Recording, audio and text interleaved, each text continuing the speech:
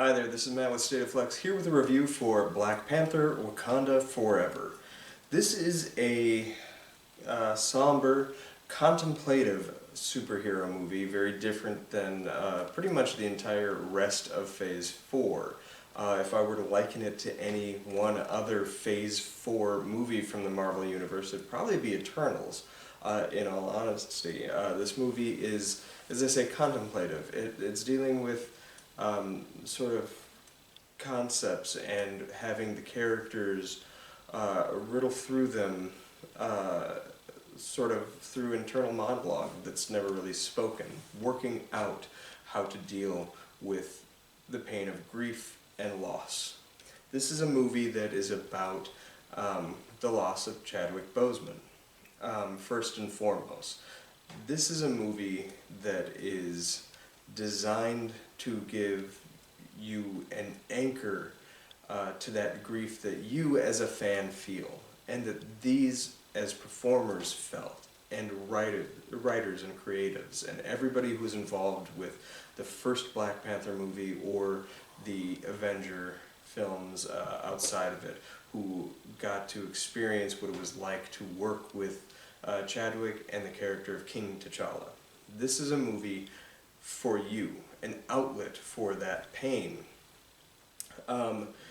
This isn't a crowd-pleasing film by any stretch of the imagination, which is sort of what separates it from like Thor: Love and Thunder or Doctor Strange in the Multiverse of Madness, both of which were released theatrically this year.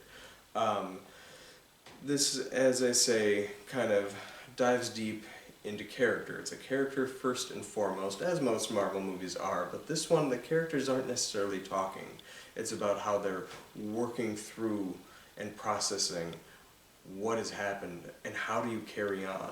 This is something that very much the filmmakers and the people involved with this film had to work through, because this was by no means designed to be what the second Black Panther movie was to be. And I think that is where the big quote-unquote problem with this movie is that when you walk out of the first Black Panther, you have in your mind, whether you know it or not, a set expectation of what this franchise now is and what it should be moving forward. Maybe you don't know who the villain's going to be, maybe you don't know what's going to happen, but you know who the main character is, and you know how they kind of operate and how that's going to be tested in a sequel. This is a movie that defies expectations because you literally can't come into it with any. But at the same time, you have to come into this movie with expectations because story beats have been kind of set up for you to get some kind of payoff in this film, which you're incapable of getting because your main character is taken out of it. This whole film is about T'Challa's non-existence in the Marvel Universe anymore. And that's kind of all I'll say about that. Getting back to the expectation thing, I think you're seeing kind of a divisive film emerge with this. Most people land on, by and large, on that this is a good movie, but they're quite a bit softer on it, certainly, than the very first movie. And I think there's some truth and merit to that, but I'm going to liken this movie to another two movies. This is a Wrath of Khan situation, in that Star Trek II, The Wrath of Khan, is a masterpiece. It is a far better movie than it has any right to be, based on what previous film came before. Star Trek II is the finger you point to when you are talking about sort of a Star Trek movie. That's the one that you kind of land on. And in the same vein, Black Panther very much is that, certainly critically. Critically, it was, and still may be, the best reviewed comic book movie that Marvel has ever put out. Marvel by the MCU, anyway. And it is the only one that was nominated for Best Picture Marvel side, and it's kind of easy to point to that as being the gold standard for what this series can be and should be. And like Star Trek II, Black Panther got a sequel.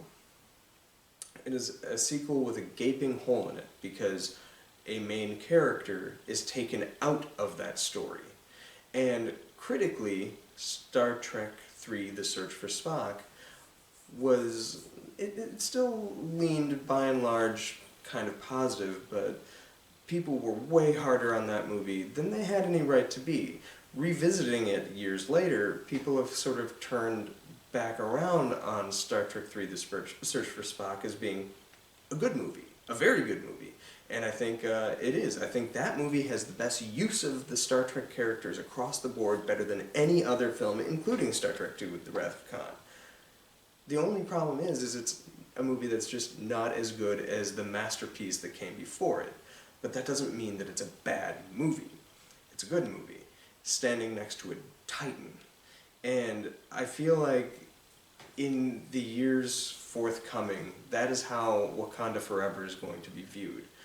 What they do with the characters in this film, the journey that they go on, be it Shuri, or Okoye, or M'Baku, or T'Challa's mother, I'm blanking on her name, Angela Bassett's character, or any of the new characters introduced, are all expertly crafted, insanely well done.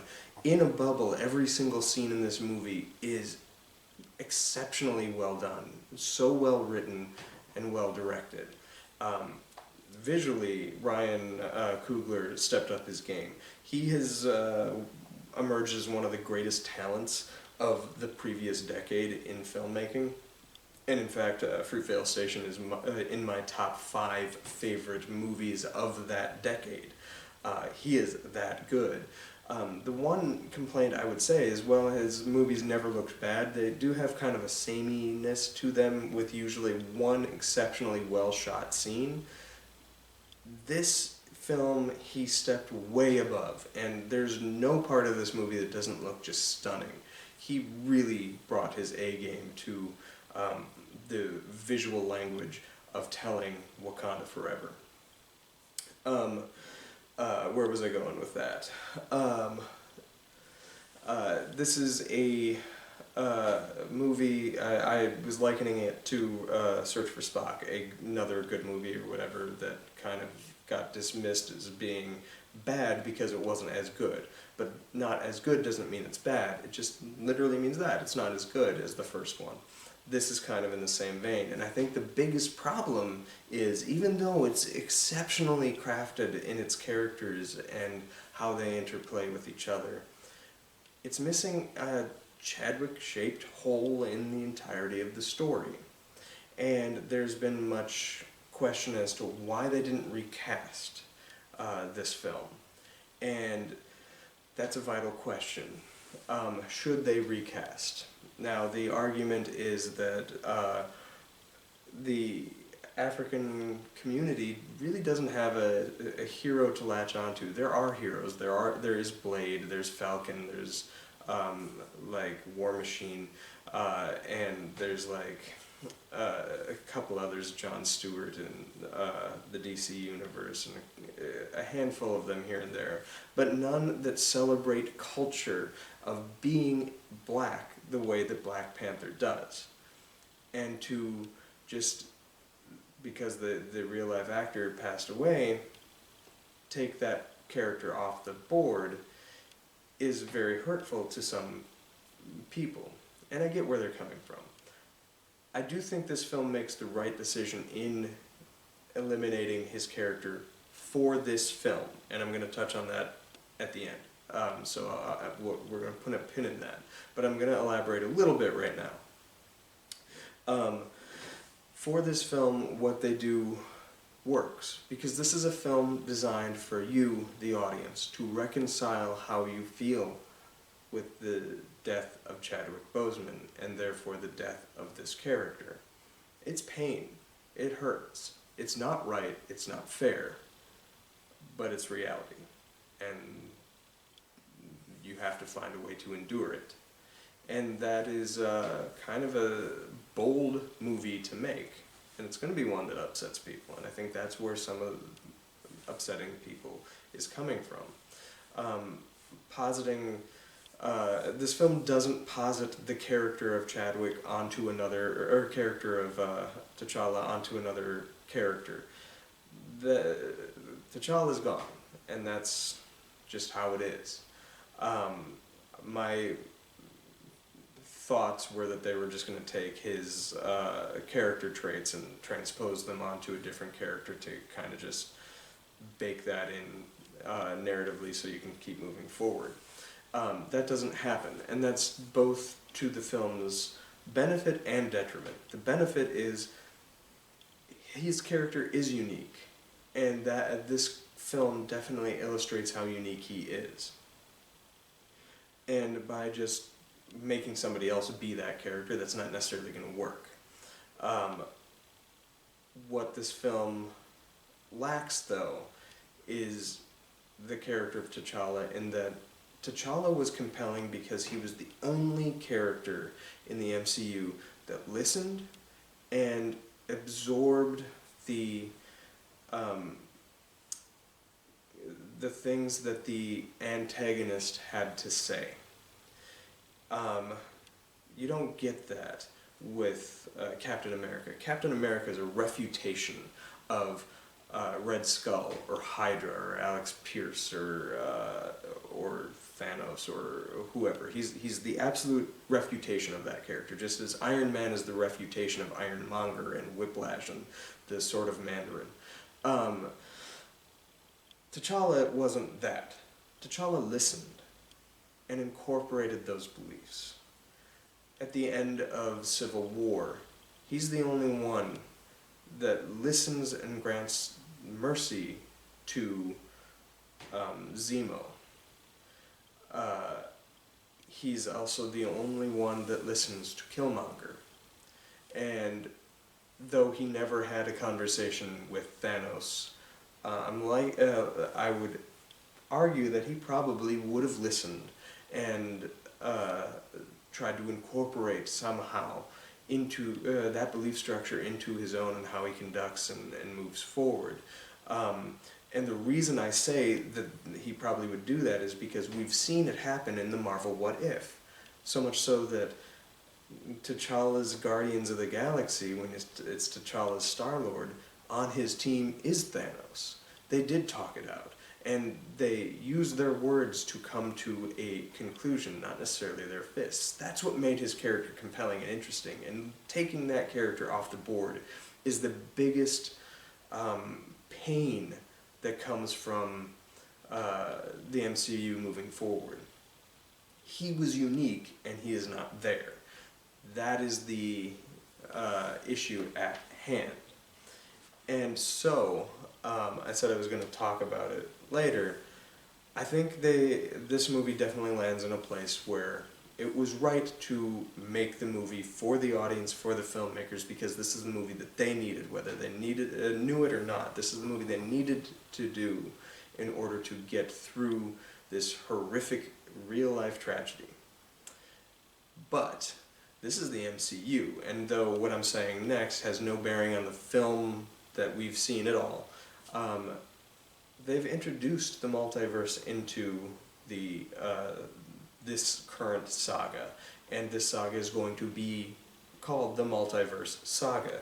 So at some point, I don't think this is the last we'll ever see of King T'Challa.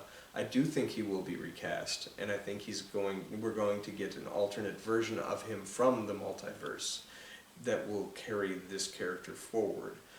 That has no bearing on this film, and it has no impact if they were to recast and pull a different one into the story. This film doesn't change, and what lands is a well-written, well-directed movie that is impressive to look at, with a stunning score and an incredibly interesting villain. He's no Killmonger, no, okay, fine, but Namor is great in this movie. The use of the Aztec culture. This movie designs a culture just as interesting and compelling as Wakanda was in the first movie, which is great. that was my concern was what they were going to do, especially in a world of the Aquaman. This Aquaman, it was its fun fever dream acid trip of underwater adventure, and that's great. That's one way of telling the Atlantis story. They did it great. This is a much more grounded take, much more interesting take, because it does delve into culture, character, tradition, and fears of the outside. These are some of the same things that were that tether it to that first Black Panther movie. And the character of Namor is different than in the comics, but in a good way, in a compelling way. And I'm excited to see what they do with what they've introduced with this whole other culture. But yeah, and the actor who plays Namor is really good. Technot or something like that. Techot. I apologize for not getting the name correct. I looked it up before I started this review, and I've spoken so much I forgot. But this is a movie that I liked. It's designed to be seen more than once, and as of now, I have only seen it the one time. Because it's a movie that doesn't live up to your expectations, because there's no way it can. So I'm curious to see what I think about it upon second viewing. This is a movie laced with ideas and immerses you in the feeling of grief. It's not a fun movie to watch, but it is very good, and I definitely recommend it. Where it lands in my Phase 4 feelings is sort of questionable at this point. I typically have found that I have liked the ones that are more divisive and disliked the ones that are more favorited, with the exception of, I think, Spider-Man No Way Home is the best of Phase 4, but I thought Eternals was spectacular, and a lot of the rest of the world is not in agreement on that. So, but this reminded me a lot of Eternals, so I guess go in with that kind of feel, and you'll be there. I will say this, there is one subplot in the movie. This movie feels overlong, and it, like with its trailer package and whatnot, it is 3 hours. It feels overlong, and there is a subplot that creeps up every once in a while that's more to set up extra MCU things and maybe TV shows and stuff, dealing with Martin Freeman's, is it Everett Ross character? That all of that is good, and Freeman is an amazing actor and does a killer American accent. Martin Freeman's one of my all-time favorite actors, ever since The Office days. But you could lift all of his scenes out, and you've eliminated 30 minutes of screen time. And it doesn't necessarily impact the movie that much. It would impact one scene that you could fix with as simple of a fix as the Queen's like chapter head from Captain America Civil War. And I guess that's all I'll say about that. But by and large, I liked this movie. I liked what they did with the characters, how they grew them, how they changed them, how that affects me, and I didn't realize some of it would. It has a very strong opening, and it has probably what is easily the best post-credit scene in any Marvel movie. It will hit you in the feels. It's a beautiful film. It's kind of an ugly film, and I like it. Star rating, I guess, would be 3.5, but I'm still kind of fluctuating on where I land with that. It could go higher, it could go lower. We'll see with time. Again, needs a second viewing. I've been rambling a lot. Let me know what you thought about Wakanda Forever in the comments down below. Try not to spoil things too much. I did talk a lot about T'Challa's death, but that was talked about heavily in the trailers, so I felt comfortable talking about that. Let's keep some of the other more secret things secret, if you will. Thanks for watching. Like, subscribe. Peace.